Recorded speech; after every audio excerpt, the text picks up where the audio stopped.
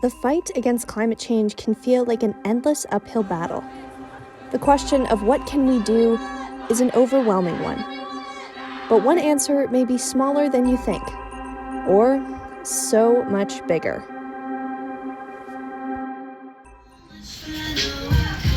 It's this thing that makes us happy. It's this way we connect. But the product is mostly not good. Dr. Emily Ertling is a professor and researcher of fashion and merchandising at Cal State Sacramento. She specializes in cultural sustainability. Every single second, a dump truck load of clothing goes to an incinerator or a landfill in the United States. Our clothes are significantly contributing to the influx of wastewater, microplastics, and emissions. One pair of jeans can take thousands of gallons of water to produce, and millions of tons of waste is produced from the clothing industry every year. Fast fashion is defined as inexpensive clothing produced rapidly to keep up with the latest trends. You're putting money and pouring money into the fast fashion. Well, then that means you are very okay with using crops that might originate from internment camps across the globe that have been picked with forced labor. You are okay with excess use of petrochemicals. You're okay with disposing dyes and fertilizers and excess finishes into water streams globally. We've all fallen victim to its temptations, and it's getting even harder to spot. Brands like H&M are marketing sustainability efforts, but in reality, they are far from being a sustainable brand. Popular ethical consumer site goodonyou.eco says the majority of the materials H&M uses are not eco-friendly, and the brand still operates under a fast fashion business model. There is very little morality in the fashion industry. It's incredibly exploitive from sort of beginning to end. H&M is aware of this. On their website tab entitled Sustainability, they say, "Let's face it. While we love fashion, it has a huge impact on the environment. The industry has to change and someone has to take the lead.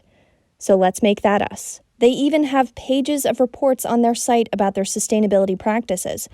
However, there has been little sufficient evidence that these promises have made any impact into their practices.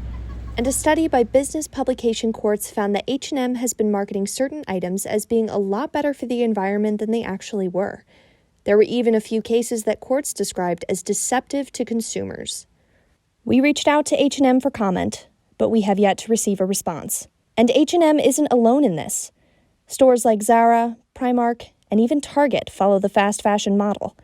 But what can you do to reduce your environmental footprint? History is obvious. Mike Wild is an employee at the trim department of Mood Fabrics, located in the Garment District of New York City.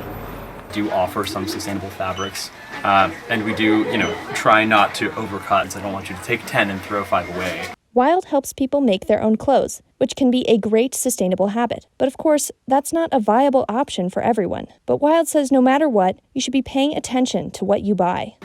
Just to be aware of what went into the production of whatever it is that you're buying. Asking questions of the places you buy clothing.